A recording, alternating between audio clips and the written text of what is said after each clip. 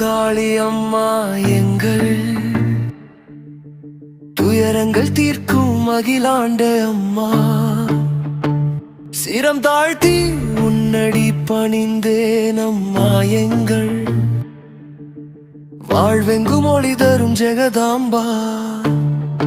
அனுபல்லவி கிழக்கினில் உதயமாய் வீற்றிருப்பாள் என்றும் கேட்டவரம் தரும் தாயுமாவாள்.